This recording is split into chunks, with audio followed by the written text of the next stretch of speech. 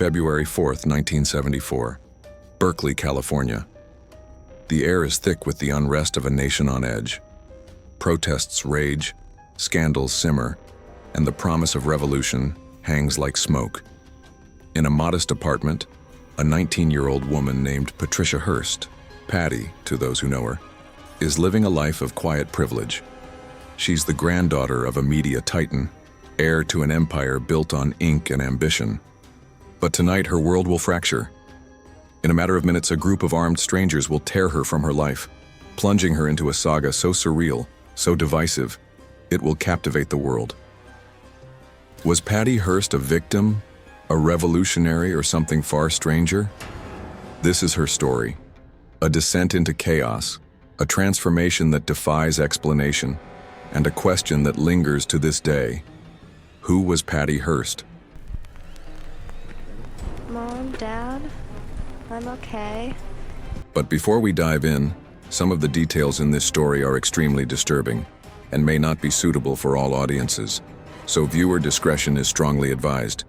As always, remember to hit the like button, subscribe, and turn on post notifications to stay up to date with the channel.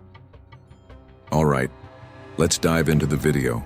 I'm with a combat unit that's armed with automatic weapons. To understand Patty Hearst, we need to start at the beginning, not with the kidnapping, but with the world she was born into. The Hearst name wasn't just a surname, it was a legacy. William Randolph Hearst, Patty's grandfather, was a media mogul who reshaped American journalism in the early 20th century. His newspapers, like the San Francisco Examiner, didn't just report the news. They created it, with sensational headlines and ruthless ambition. By the 1970s, the Hearst Corporation was a sprawling empire, controlling newspapers, magazines, and radio stations. Wealth, power, privilege, these were the pillars of Patty's life. Patricia Campbell Hearst was born on February 20th, 1954, the third of 5 daughters.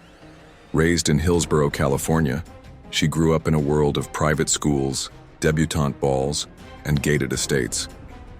But Patty wasn't a stereotypical heiress. Friends described her as shy, unassuming, even a little rebellious in her own quiet way. She loved art, enrolled at UC Berkeley as a sophomore, and was engaged to her high school sweetheart, Stephen Weed, a mild-mannered academic. Their life in a modest Berkeley apartment was a far cry from the Hearst castle's grandeur. But beneath the surface, the 1970s were a pressure cooker, and Patty's quiet life was about to collide with a radical force. The United States in 1974 was a nation unraveling. The Vietnam War had fractured public trust. Watergate was exposing corruption at the highest levels, and in cities like Berkeley, the counterculture was giving way to something darker. Radical groups who saw violence as the path to change. The Weather Underground bombed government buildings. The Black Panthers preached armed resistance. And then there was the Symbionese Liberation Army, or SLA, a small, obscure group with outsized ambitions. Their name, Symbionese, was a made-up word, meant to evoke unity and revolution. Their leader, Donald DeFreeze, called himself Field Marshal Cinque, a nod to a 19th century slave rebellion leader. The SLA's manifesto was a fever dream of Marxist rhetoric, anti-capitalist fury, and theatrical violence. They saw themselves as warriors against a corrupt system. And Patty Hearst? She was their perfect target. A symbol of everything they despised. Why Patty? She wasn't a politician or a CEO, just a college student. But her last name made her a trophy. Kidnapping the Hearst heiress would guarantee headlines, amplify the SLA's message, and strike at the heart of American capitalism. On February 4th, 1974, they made their move.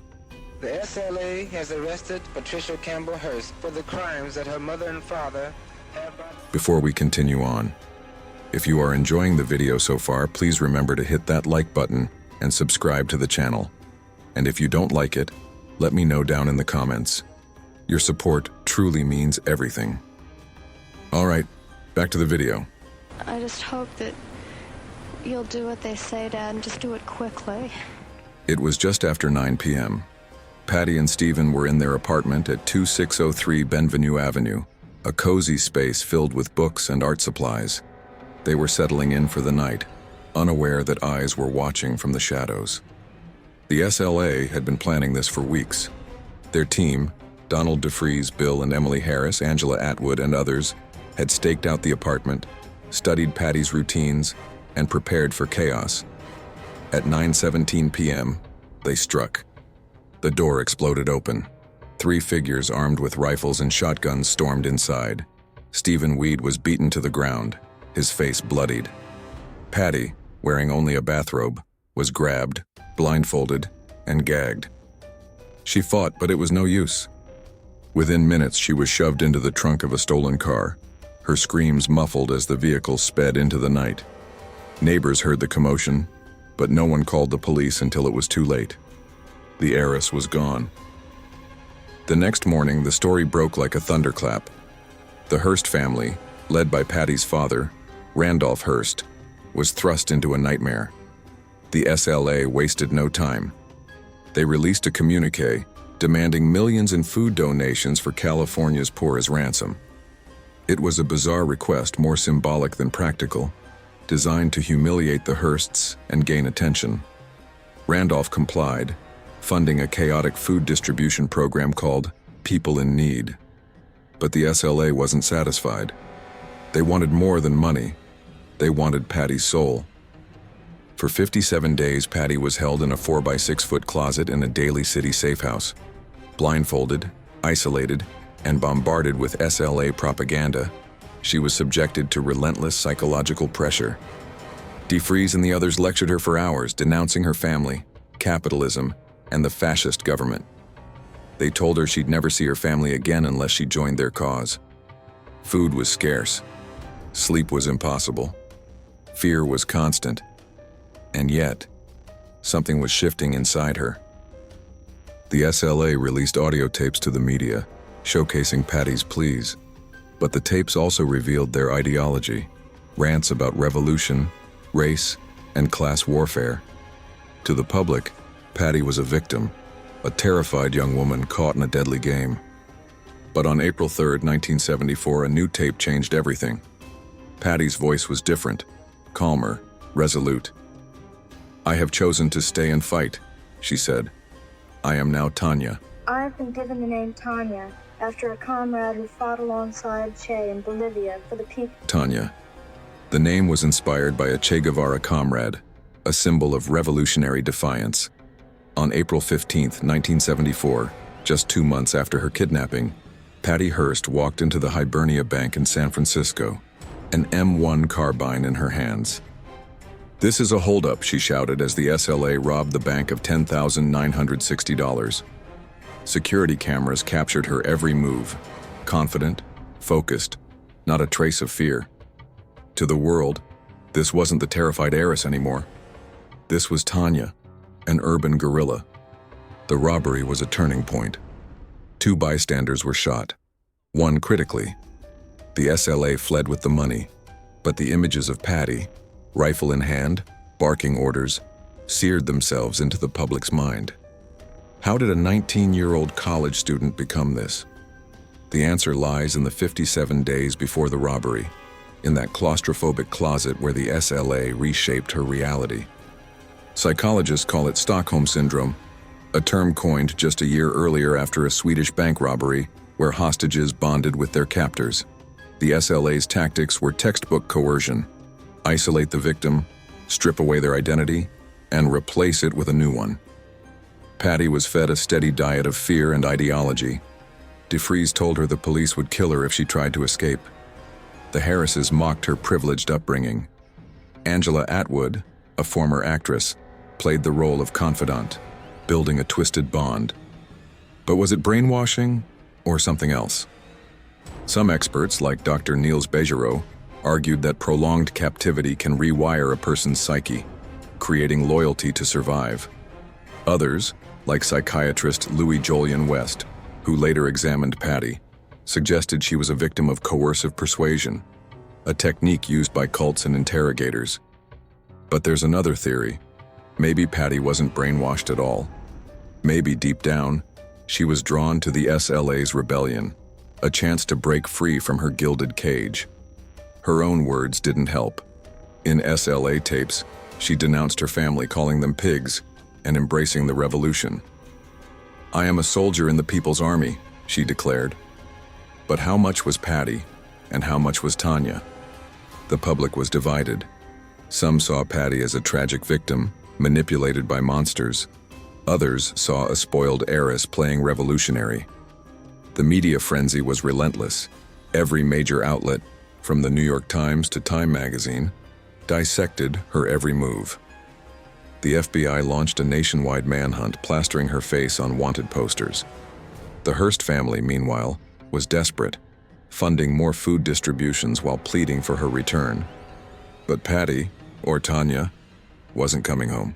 Your father's doing everything in his power, and I want you to know that millions of people all over the world are praying for you. For the next 16 months, Patty Hearst lived as a fugitive, a ghost in America's underbelly.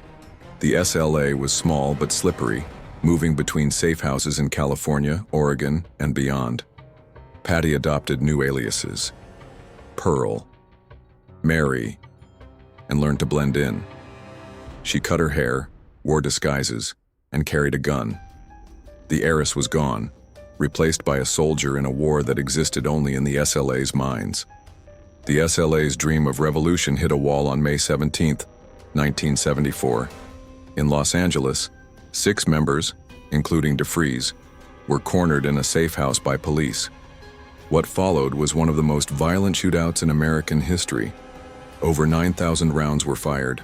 The house caught fire, and all 6 SLA members died, either by gunfire or the blaze. Patty wasn't there.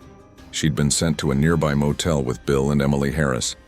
From a distance, she watched the news, seeing her captors turned comrades burn. Did she grieve? Did she feel relief? We may never know. But the SLA wasn't finished, not yet. Patty, the Harrises, and a few others went deeper underground. They linked up with other radicals, including members of the New World Liberation Front, and continued their campaign of bombings and robberies. Patty wasn't just a passenger anymore. She helped plan operations, stood guard during heists, and even built bombs, according to FBI reports. Her life was a surreal contrast. One moment, she was the heiress sipping tea at the Hearst Castle. The next, she was a fugitive, sleeping on floors, dodging police. The FBI was closing in, but Patty was elusive. She moved through a network of radical sympathizers from San Francisco to Pennsylvania. Her diaries, later recovered, reveal a woman torn between fear and defiance. "I'm not going back," she wrote. "I'd rather die than live like a pig." Was this Tanya speaking, or Patty? The line was blurring. With our interviews with witnesses and the investigations made, she was acting on her own free will, in our opinion. On September 18, 1975, the hunt ended. FBI agents raided a San Francisco apartment, arresting Patty and the remaining SLA members. When asked about her occupation, Patty didn't hesitate. Urban guerrilla. Her mugshot with a raised fist became an icon of defiance. But the woman in that photo was a paradox. A victim, a criminal, a revolutionary, all at once. Patty's trial, beginning in January 1976, was a media circus. Her defense, led by famed attorney F. Lee Bailey, argued she'd been brainwashed, a victim of psychological torture. They called experts like Louis Julian West, who described her as a classic case of coercive persuasion. The prosecution, led by James L. Browning Jr., painted a different picture, a willing criminal who'd embraced the SLA's cause. They played her tapes, showed bank robbery footage, and pointed to her diaries. "I am Tanya," she'd said. How could she claim to be a victim now? Patty's testimony was a tightrope walk. She described the closet, the threats, the fear, but she also admitted to participating in crimes, claiming she had no choice. Jurors were skeptical. The public was divided. Some saw a traumatized young woman, others saw a rich girl playing revolutionary.